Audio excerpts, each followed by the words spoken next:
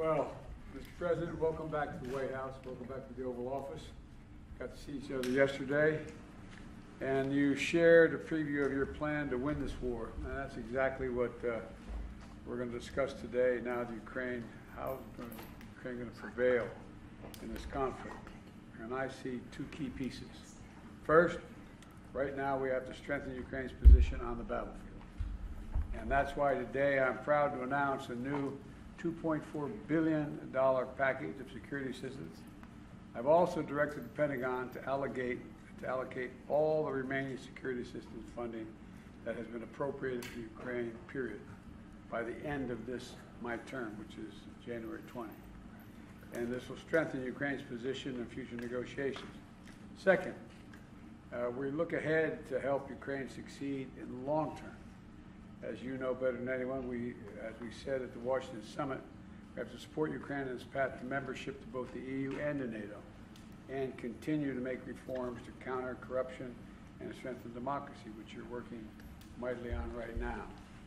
We have to ensure Ukraine has sufficient capabilities, I mean sufficient capabilities, to defend against future Russian aggression. So I'm proud of the steps we've taken in our partnership on these fronts. Earlier this summer, we launched the Ukraine Compact with more than 20 nations committed to Ukraine's long-term security. And yesterday, with over 30 nations and the EU, we launched the Joint Declaration of Support for Ukraine's recovery and reconstruction, some of it using Russian assets as well.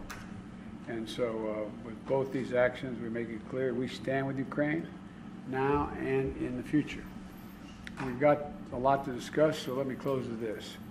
These two elements are critical to how this war ends.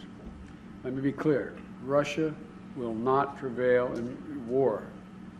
Russia will not prevail. Ukraine will prevail, and we'll continue to stand by you every step of the way. So thank you for being here, and the floor is yours. Thank you so much, Mr. President. Mr. President, thank you for your strong support for the decision that are helping us protect Ukraine, Ukrainians, our home. We deeply appreciate that Ukraine and America have stood side by side from the very first moments of this terrible Russian invasion. Your determination is incredibly important for us to prevail. Yesterday we had, as you said, we had a G7 plus meeting on Ukraine's reconstruction with more than 30 countries participating, and it was a truly helpful format. We must restore normal life, and we greatly value your leadership, Mr. President. We also have 26 bilateral security agreements with partners based on the G7 security declaration. We have a strong security agreement with the United States, and we are grateful for it, and we will fully implement it. And it's very important that we share the same vision for Ukraine's security future in the EU and NATO.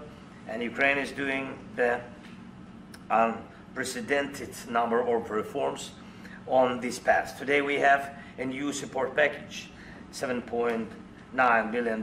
This will be a great help.